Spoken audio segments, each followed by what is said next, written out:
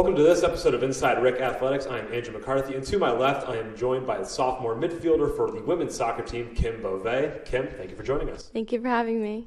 So you're 7-5-2 on the season so far. You have a game up against Leslie. By the time this interview airs, it'll be halftime against Leslie. How's the season going so far? What do you think the team and yourself has done well? What do you think you guys need to improve on with the season, end of the season coming up around the corner?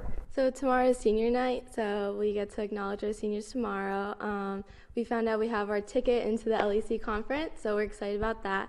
And we're treating these games as like scrimmages almost to prepare ourselves for the conference. Almost a bit of a rest period. Yes, yeah.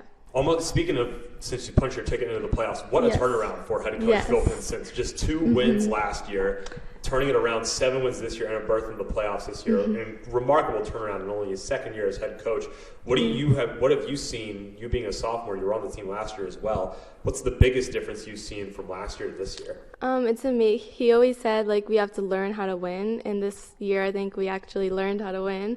And it was a difference from last year's team to this year's team. It's much better. We're coming together, and we're only losing 2 seniors, so hopefully next year we're even together even more. Every time I interview someone from the women's soccer team, someone has a new quote from head coach Phil Pinson. It's remarkable how much he has and how many they often bring him up. But one thing I want to switch gears to is earlier in the season you played a top 10 team in the nation, arguably viewed as one of the best Northeast women's soccer teams in the nation.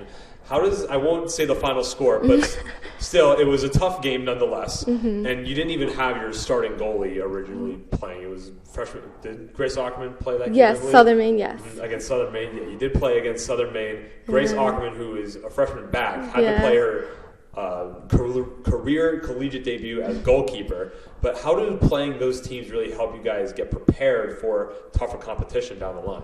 I mean, we played Amherst, and they were a really good team, and it was a great challenge. A lot of young players got to go in and get experience. It was great to prepare ourselves for the tournament coming up, and it was good we just played them to prepare ourselves. Keene State and WestCon are the last 2 Little East Conference matchups on the schedule for the remainder of the year. They are 2 of the top 3 teams in the conference. Now, even though they are at the end of the season, you want to kind of get your rest. What are you mainly looking for while playing against them, knowing that you could very well face them again in the playoffs? Yeah, I think we're treating them like scrimmages. The outcome does matter, but we're more looking to see if we'll have to play them again. There'll be good matchups. They're right in front of us. Yeah. One of the biggest stories of this season has been the play of your goalkeeper, Chloe Angelo. Yes. Had about 6 straight games without allowing a single goal. How has her play really helped you guys instill confidence in yourselves, knowing that you have such a good backstop back there? She's been amazing this year. She's really stepped up from last year. We're all proud of her, and we're glad we have her as our goalie. You played center back last year, now playing more of a midfielder position. Yes. How is that difference? How has it affected you? It's been a challenge. Well, I've enjoyed midfield. I like moving up.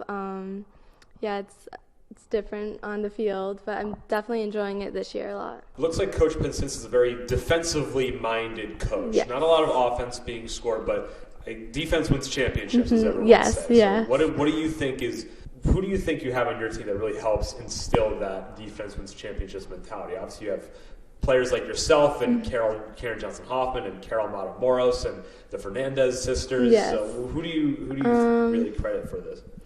Our back line has been doing a great job this year. They've really kept us in games. I'm really proud of all of them.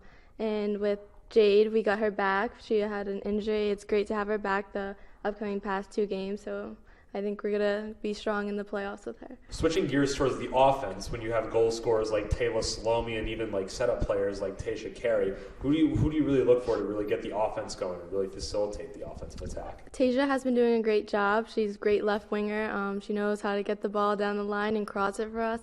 So I think we rely on her a lot. Kim, that's all the time we have for today. But best of luck this upcoming season. Best of luck versus Leslie, Keene State, and WestCon. Can't wait to see you guys in the Little East playoffs, and we hope to see you down the line. Thank you. My name is Andrew McCarthy. Thank you very much for tuning into this episode of Inside RIC Athletics, and we hope to see you next time.